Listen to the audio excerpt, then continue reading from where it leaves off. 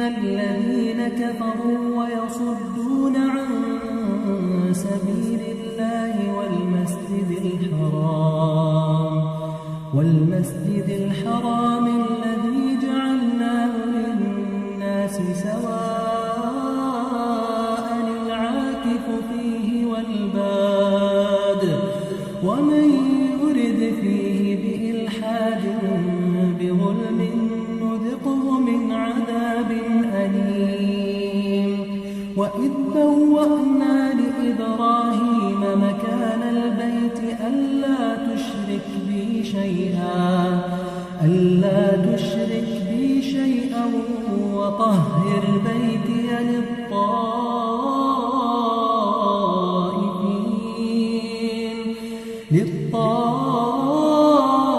للطائفين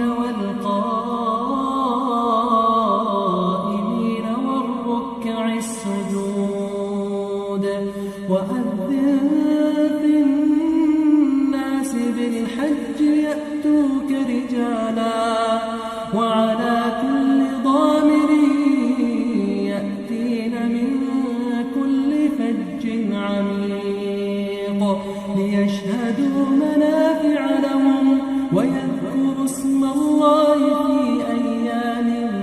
معلومات على ما رزقهم من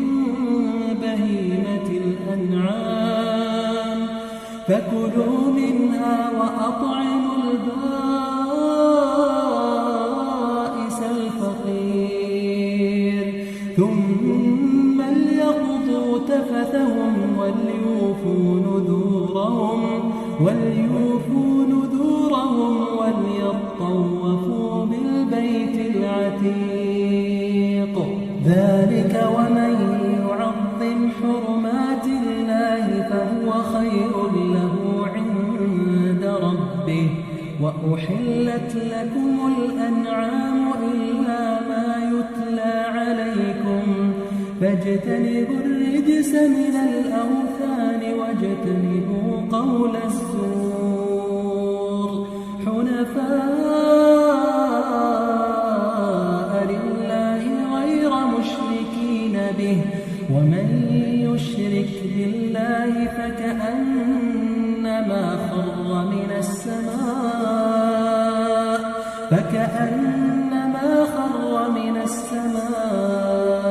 فتخطفه الطير أو تهوي به الريح في مكان سحيق ذلك ومن يعظم شعائر الله فإنها من تقوى القلوب لكم فيها منافع إلى أجل مسمى ثم محلها إلى البيت العتيق ولكل أمة جعلنا منسكا ليذكروا اسم الله على ما رزقهم من بهيمة الأنعام فإلهكم إله واحد فله أسلموا وبشر المخبتين الذين إذا ذكر الله وجلت قلوبهم والصابرين على ما أصابهم والمقيم الصلاة ومما رزقناهم ينفقون والبدن جعلناها لكم من شعائر الله لكم فيها خير فاذكروا اسم الله عليها صواف فإذا وجبت جنوبها فكلوا منها وأطعموا القانع والمعتر كذلك سخرناها لكم لعلكم تشكرون لن ينال الله لحومها ولا دماؤها ولكن يناله التقوى كذلك سخرها لكم لتكبروا الله على ما هداكم وبشر المحسنين. رب المشرقين ورب المغربين فبأي آلاء ربكما تكذبان مرج البحرين يلتقيان بينهما برزخ لا يبغيان فبأي آلاء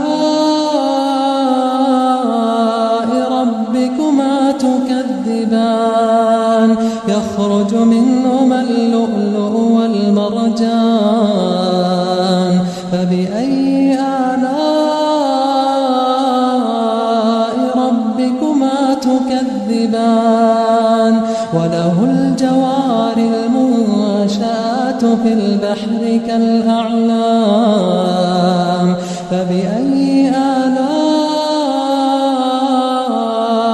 ربكما تكذبان كل من عليها فان كل من عليها فان ويبقى وجه ربك ذو الجلال والإكرام فبأي آلاء ربكما تكذبان يسأله من في السماوات والأرض كل يوم هو في شأن فبأي آلاء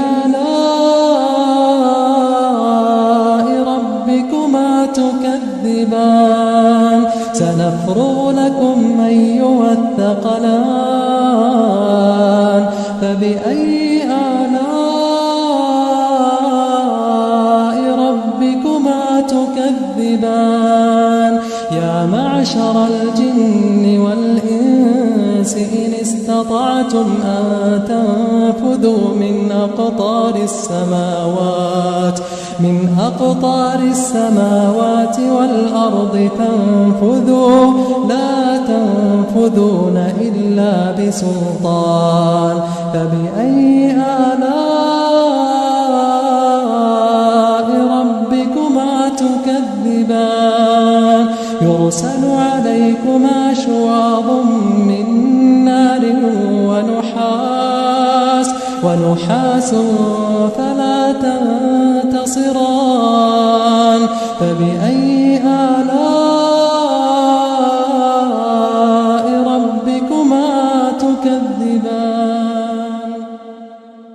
لقد كفر الذين قالوا إن الله هو المسيح ابن مريم قل فمن يملك من الله شيئا إن أراد أن يهلك المسيح ابن مريم وأمه ومن في الأرض جميعا ولله ملك السماوات والأرض وما بينهما يخلق ما يشاء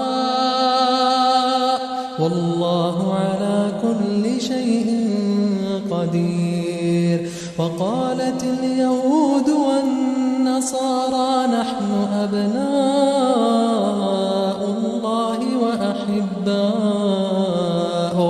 قل فلم يعذبكم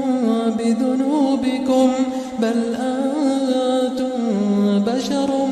ممن خلق يغفر لمن يشاء ويعذب من يشاء ولله ملك السماوات والأرض وما بينهما وإليه المصير يا أهل الكتاب قد جاءكم رسولنا يبين لكم على فترة من الرسل أن تقولوا ما جاءنا من بشير ولا قد جاءكم بشير ونذير والله على كل شيء قدير. وإذ قال موسى لقومه يا قوم اذكروا نعمة الله عليكم إذ جعل فيكم أنبياء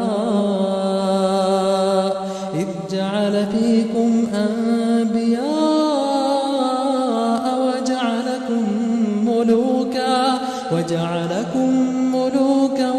وآتاكم ما لم يؤت أحدا من العالمين. يا قوم ادخلوا الأرض المقدسة التي كتب الله لكم ولا ترتدوا على أدباركم فتنقلبوا خاسرين. قالوا يا موسى إن فيها قوما جبارين وإنا لن ندخلها حتى يخرجوا منها فإن يخرجوا منها فإنا داخلون. قال رجلان من الذين يخافون أنعم الله عليهما ادخلوا عليهم الباب فإذا دخلتموه فإنكم غالبون وعلى الله فتوكلوا إن كنتم مؤمنين. قالوا يا موسى إنا لن ندخلها أبدا ما داموا فيها فاذهب أنت وربك فقاتلا إنا هاهنا قاعدون. قال رب إني لا أملك إلا نفسي وأخي فافرق بيننا وبين القوم الفاسقين. قال فإنها محرمة عليهم 40 سنة يتيهون في الأرض فلا تأس على القوم الفاسقين.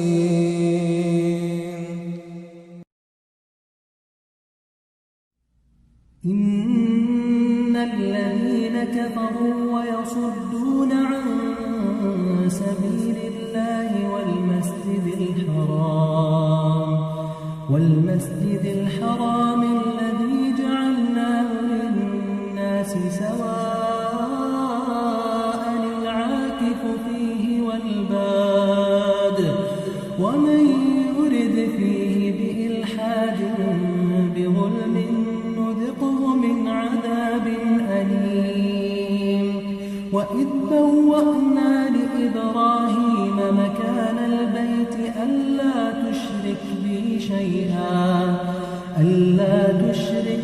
شيئا وطهر بيتي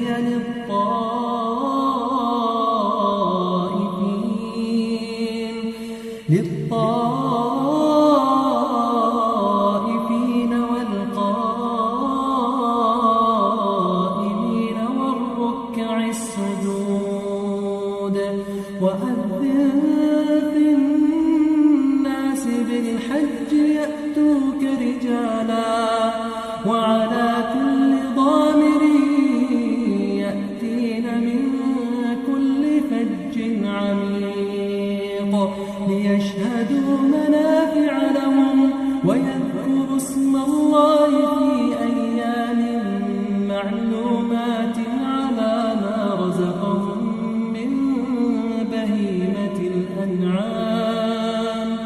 فكلوا منها وأطعموا البائس الفقير ثم ليقضوا تفثهم وليوفوا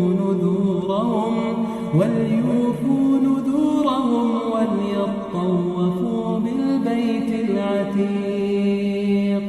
ذلك ومن يعظم حرمات الله فهو خير له عند ربه وأحلت لكم الأنعام إلا ما يتلى عليكم فاجتنبوا الرجس من الأوثان واجتنبوا قول الزور حنفاء لله غير مشركين به ومن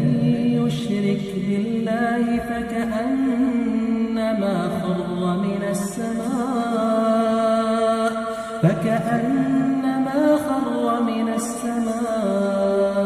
فتخطفه الطير أو تهوي به الريح في مكان سحيق ذلك ومن يعظم شعائر الله فإنها من تقوى القلوب لكم فيها منافع إلى أجل مسمى ثم محلها إلى البيت العتيق ولكل أمة جعلنا منسكا ليذكروا اسم الله على ما رزقهم من بهيمة الأنعام فإلهكم إله واحد فله أسلموا وبشر المخبتين الذين إذا ذكر الله وجلت قلوبهم والصابرين على ما أصابهم والمقيم الصلاة ومما رزقناهم ينفقون والبدن جعلناها لكم من شعائر الله لكم فيها خير فاذكروا اسم الله عليها صواف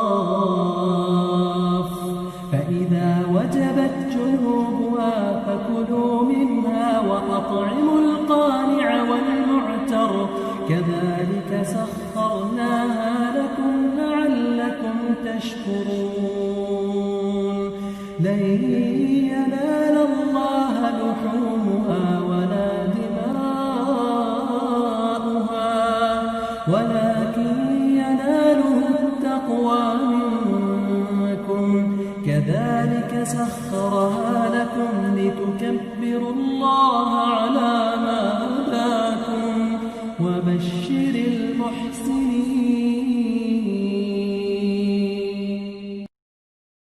رب المشرقين ورب المغربين فبأي آلاء ربكما تكذبان مرج البحرين يلتقيان بينهما برزخ لا يبغيان فبأي آلاء ربكما تكذبان يخرج منهما اللؤلؤ والمرجان فبأي آلاء ربكما تكذبان وله الجوار المنشآت في البحر كالأعلام فبأي آلاء ربكما تكذبان كل من عليها فان كل من عليها فان ويبقى وجه ربك ذو الجلال والإكرام فبأي آلاء ربكما تكذبان يسأله من في السماوات والأرض كل يوم هو في شأن فبأي آلاء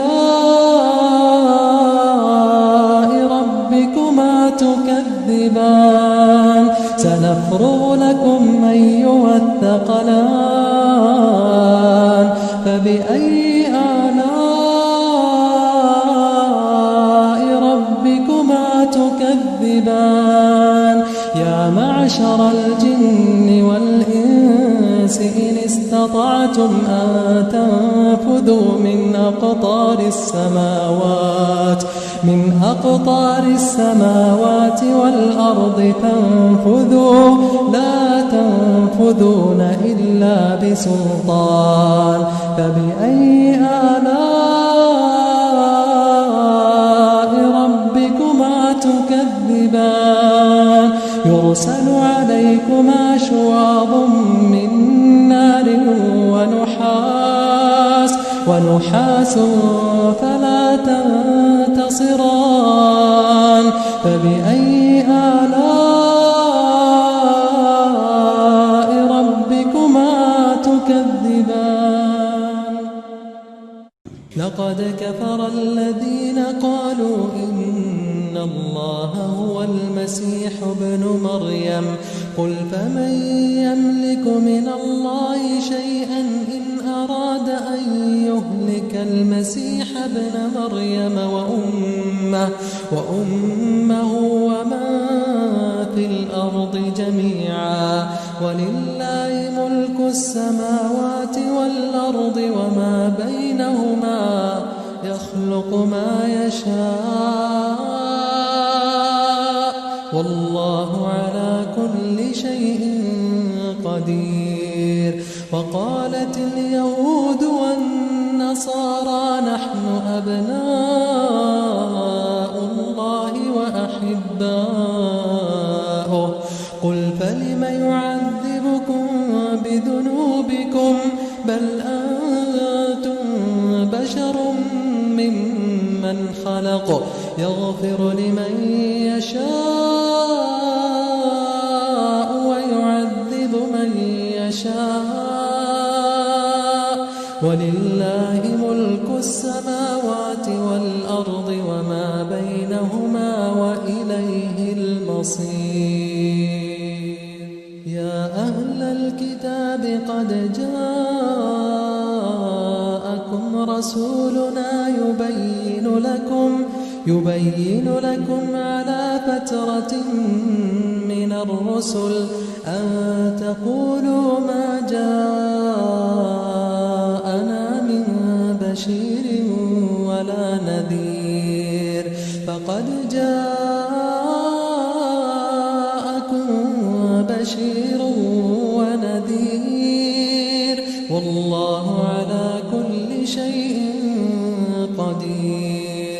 وإذ قال موسى لقومه يا قوم اذكروا نعمة الله عليكم إذ جعل فيكم أنبياء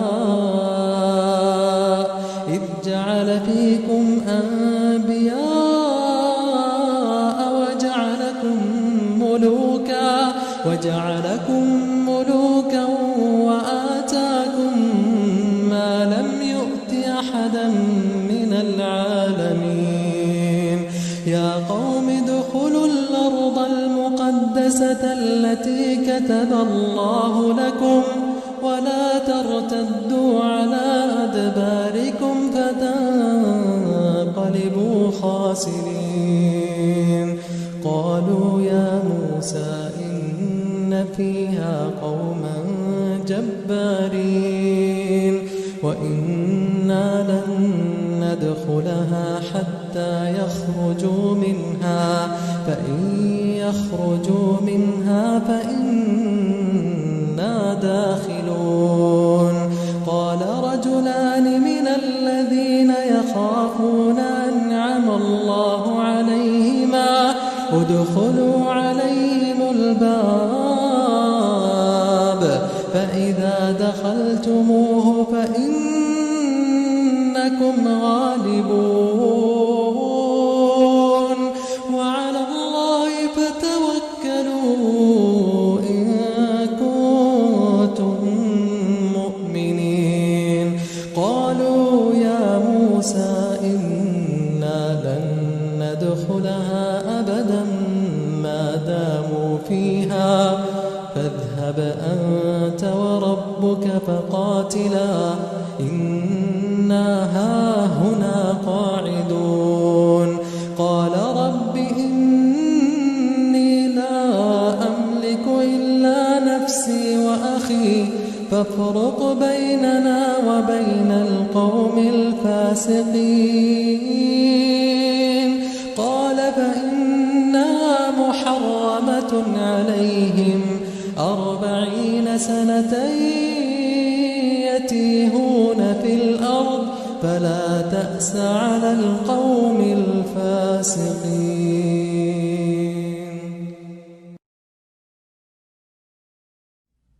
إن الذين كفروا ويصدون عن سبيل الله والمسجد الحرام الذي جعلناه للناس سواء العاكف فيه والباد ومن يرد فيه بإلحاد بظلم نذقه من عذاب أليم وإذ بوأنا لإبراهيم مكان البيت ألا تشرك بي شيئا وطهر بيتي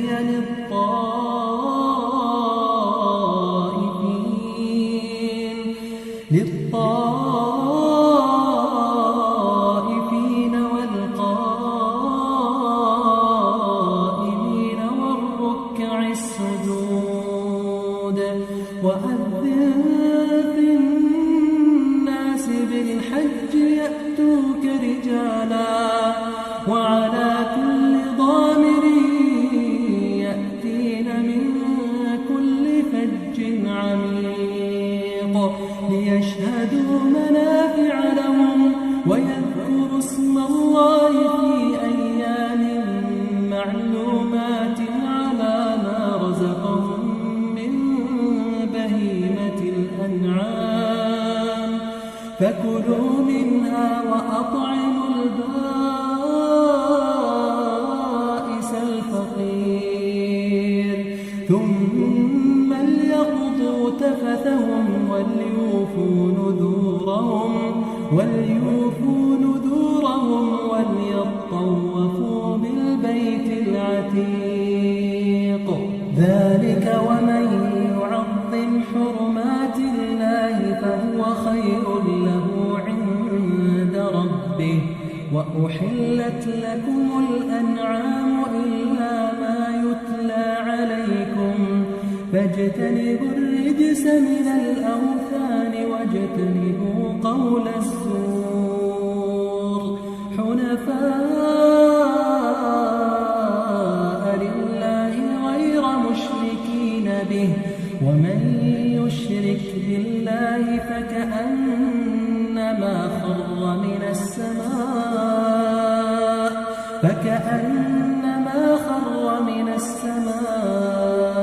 فتخطفه الطير أو تهوي به الريح في مكان سحيق ذلك ومن يعظم شعائر الله فإنها من تقوى القلوب لكم فيها منافع إلى أجل مسمى ثم محلها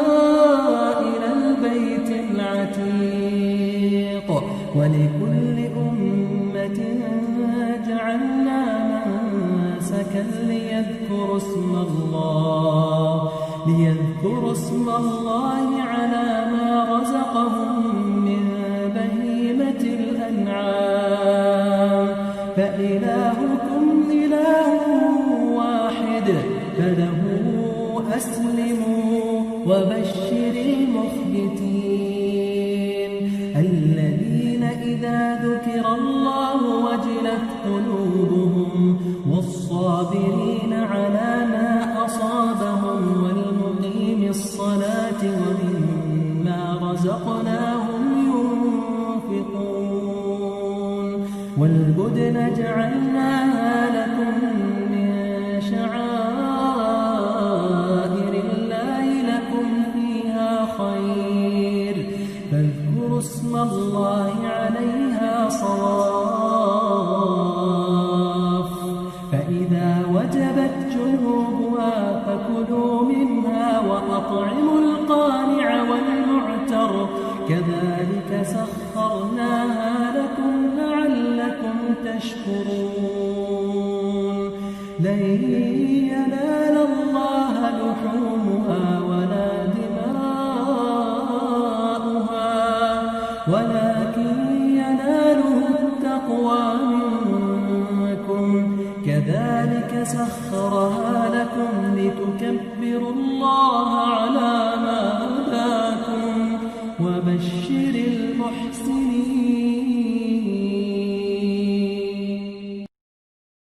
رب المشرقين ورب المغربين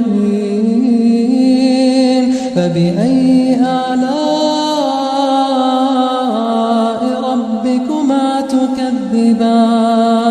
مرج البحرين يلتقيان بينهما برزخ لا يبغيان فبأي آلاء ربكما تكذبان يخرج منهما اللؤلؤ والمرجان فبأي آلاء ربكما تكذبان وله الجوار المنشآت في البحر كالأعلام فبأي آلاء ربكما تكذبان كل من عليها فان كل من عليها فان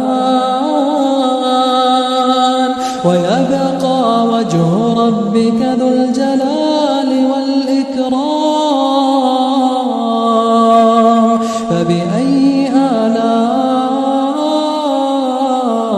ربكما تكذبان يسأله من في السماوات والأرض كل يوم هو في شأن فبأي آلاء ربكما تكذبان سنفرغ لكم أيها الثقلان فبأي آلاء ربكما تكذبان يا معشر الجن والإنس إن استطعتم أن تنفذوا من أقطار السماوات والأرض فانفذوا لا تنفذون إلا بسلطان فبأي آلاء ربكما تكذبان يرسل عليكما شواظ من نار ونحاس فلا تنتصران فبأي آلاء ربكما تكذبان لقد كفر الذين قالوا إن الله هو المسيح ابن مريم قل فمن يملك من الله شيئا إن أراد أن يهلك المسيح ابن مريم وأمه ومن في الأرض جميعا ولله ملك السماوات والأرض وما بينهما يخلق ما يشاء والله على كل شيء قدير وقالت اليهود والنصارى نحن أبناء الله وأحباؤه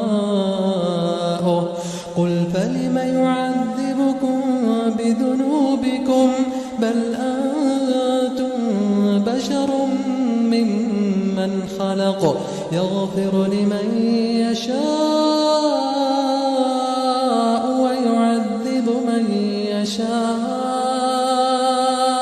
ولله ملك السماوات والأرض وما بينهما وإليه المصير. يا أهل الكتاب قد جاءكم رسولنا يبين لكم على فترة من الرسل أن تقولوا ما جاءنا من بشير ولا نذير فقد جاءكم بشير ونذير والله على كل شيء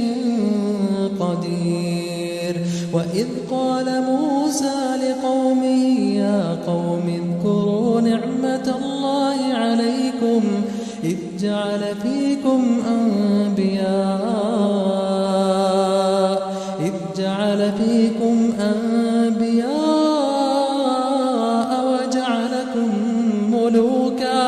وجعلكم ملوكا وآتاكم ما لم يؤت أحدا من العالمين. يا قوم ادخلوا الأرض المقدسة التي كتب الله لكم ولا ترتدوا على أدباركم فتنقلبوا خاسرين. قالوا يا موسى إن فيها قوما جبارين وإنا لن ندخلها حتى يخرجوا منها فإن يخرجوا منها فإنا داخلون. قال رجلان من الذين يخافون أنعم الله عليهما ادخلوا عليهم الباب فإذا دخلتموه فإنكم غالبون وعلى الله فتوكلوا إن كنتم مؤمنين. قالوا يا موسى إنا لن ندخلها أبدا ما داموا فيها فاذهب أنت وربك فقاتلا إنا هاهنا قاعدون. قال رب إني لا أملك إلا نفسي وأخي فافرق بيننا وبين القوم الفاسقين. قال فإنها محرمة عليهم 40 سنة يتيهون في الأرض فلا تأس على القوم الفاسقين.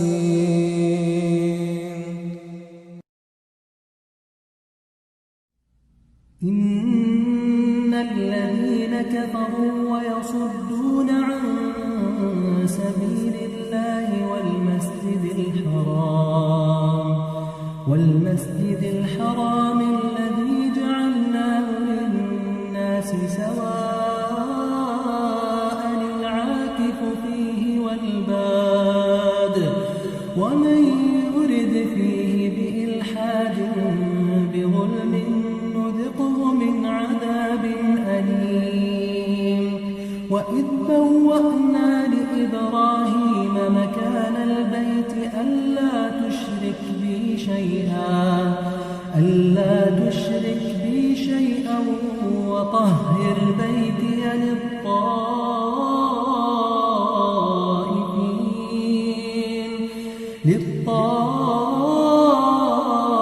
للطائفين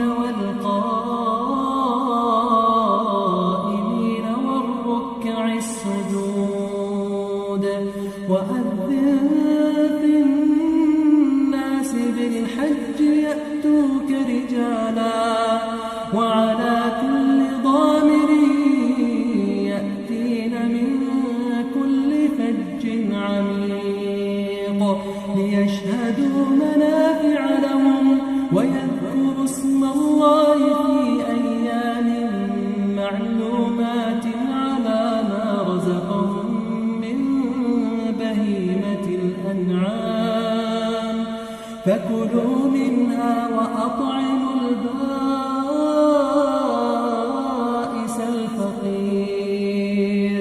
ثم ليقضوا تفثهم وليوفوا نذورهم وليطوفوا بالبيت العتيق. ذلك ومن يعظم حرمات الله فهو خير له عند ربه. وأحلت لكم الأنعام إلا ما يتلى عليكم فاجتنبوا الرجس من الأوثان واجتنبوا قول الزور حنفاء لله غير مشركين به. ومن يشرك بالله فكأنما خر من السماء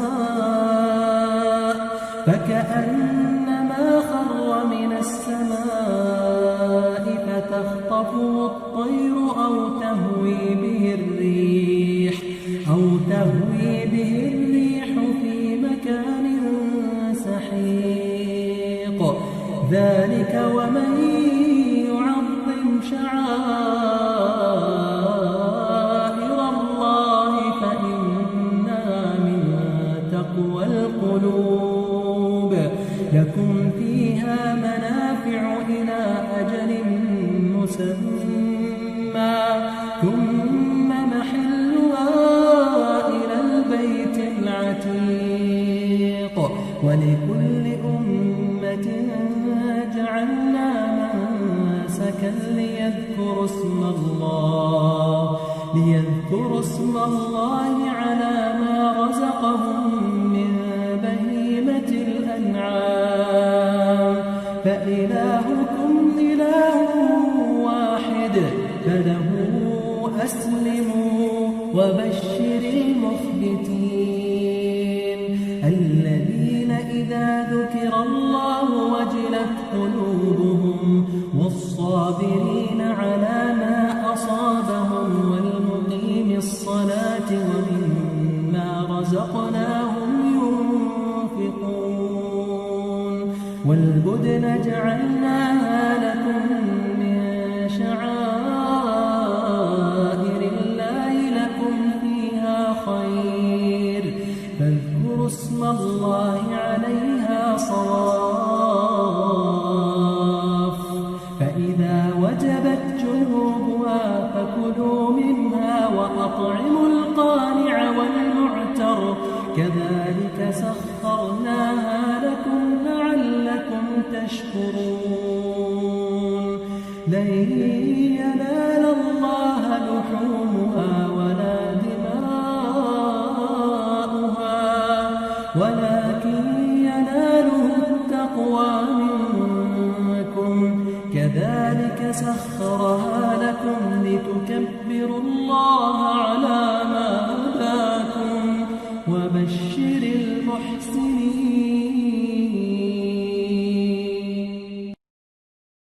رب المشرقين ورب المغربين فبأي آلاء ربكما تكذبان. مرج البحرين يلتقيان بينهما برزخ لا يبغيان. فبأي آلاء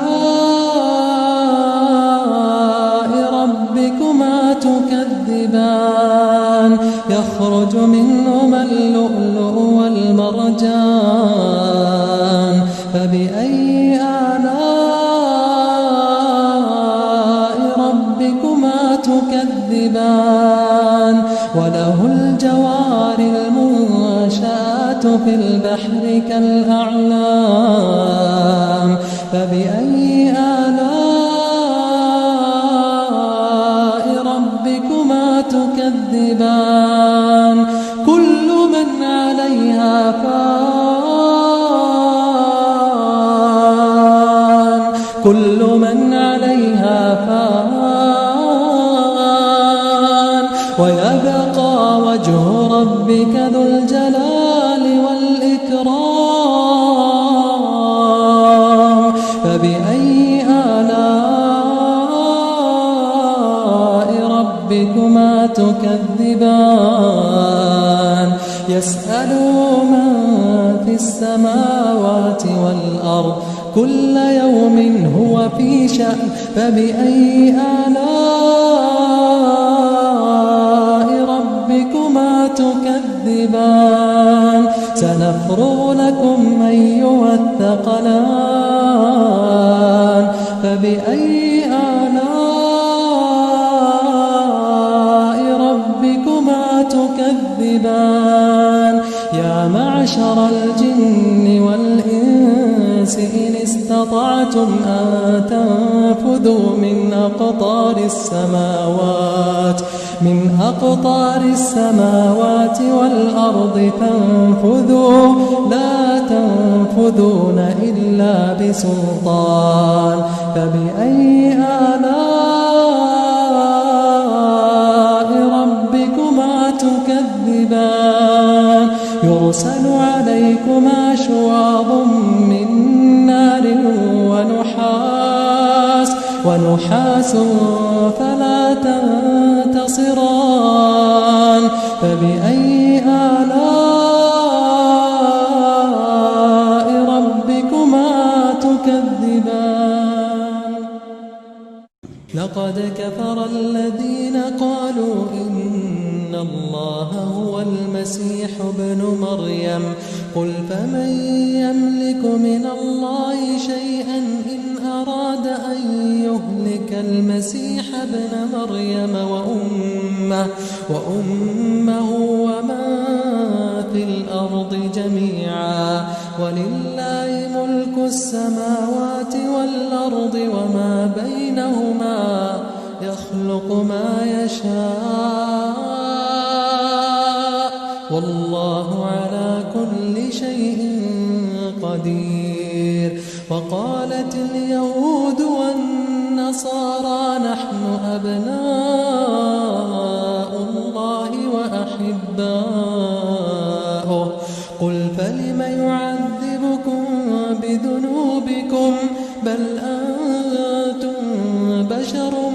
ممن خلق يغفر لمن يشاء ويعذب من يشاء ولله ملك السماوات والأرض وما بينهما وإليه المصير يا أهل الكتاب قد جاءكم رسولنا يبين لكم على فترة من الرسل أن تقولوا ما جاءنا من بشير ولا نذير فقد جاءكم بشير ونذير والله على كل شيء قدير وإذ قال موسى لقومه يا قوم اذكروا نعمة الله عليكم إذ جعل فيكم أنبياء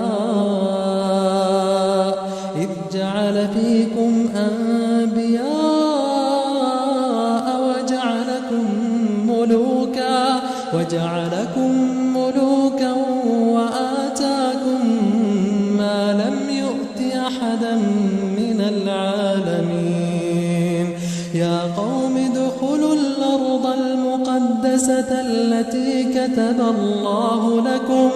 ولا ترتدوا على أدباركم فتنقلبوا خاسرين قالوا يا موسى إن فيها قوما جبارين وإنا لن ندخلها حتى يخرجوا منها فإن يخرجوا منها فإنا داخلون قال رجلان من الذين يخافون أنعم الله عليهما ادخلوا عليهم الباب فإذا دخلتموه فإنكم إنكم غالبون وعلى الله فتوكلوا إن كنتم مؤمنين. قالوا يا موسى إنا لن ندخلها أبدا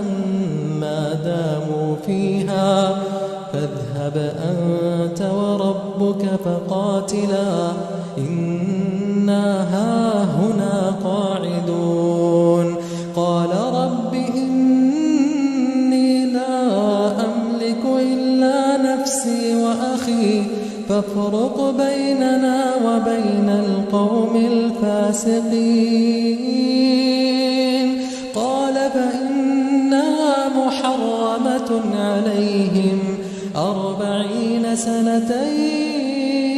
يتيهون في الأرض فلا تأس على القوم الفاسقين.